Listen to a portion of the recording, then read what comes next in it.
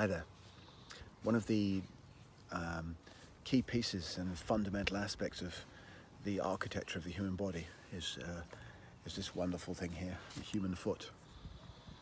And I've been working with some of my teachers, particularly James Earls and the people he works with.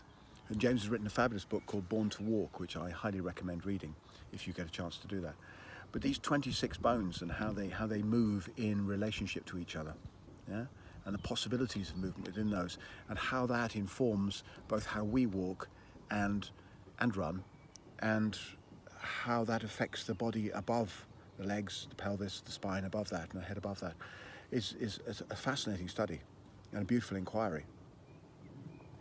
And there's so much depth to how this really quite wonderful evolutionary design operates. It's well worth a study. Now, of course, to keep this working well, one of the worst things you can do with it is to encase this into a leather prison, you know, with a hard sole underneath it, and then restrain all those structures so they get tight and short and stop working. Another way you can harm them is putting a big fat spongy sole underneath it, so the foot hits the ground and kind of rolls like that. It no longer operates through all its structure. Yeah, it loses the prehensile quality of movement that it can have. So one way to keep this foot working really well and the body above it is to do things like walk barefoot. And of course, walking barefoot on the ground is fantastic, because what that gives us then is also an ionic connection where it's positively charged in space and negatively charged in the earth. So we are part of the ionic flow. And when we insulate our feet with rubber and so on, we get less of that flow through us. And earthing is a thing these days. It's a thing, and it's a good thing, where people are trying to stay well through being in touch with that ionic flow through.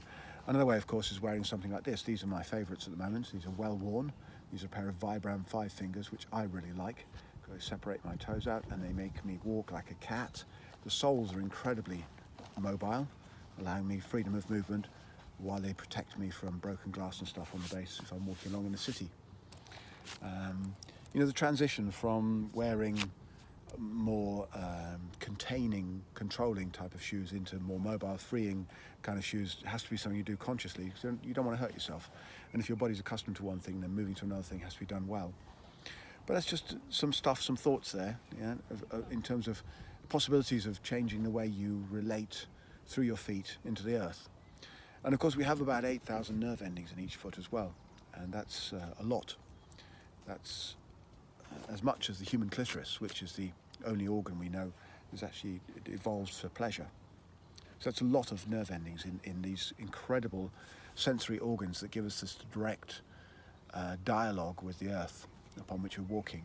And I feel a lot of good embodiment practice is very much about reclaiming our relationship with the earth, as the earth.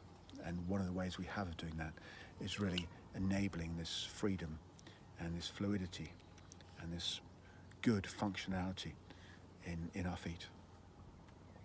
Food for thought.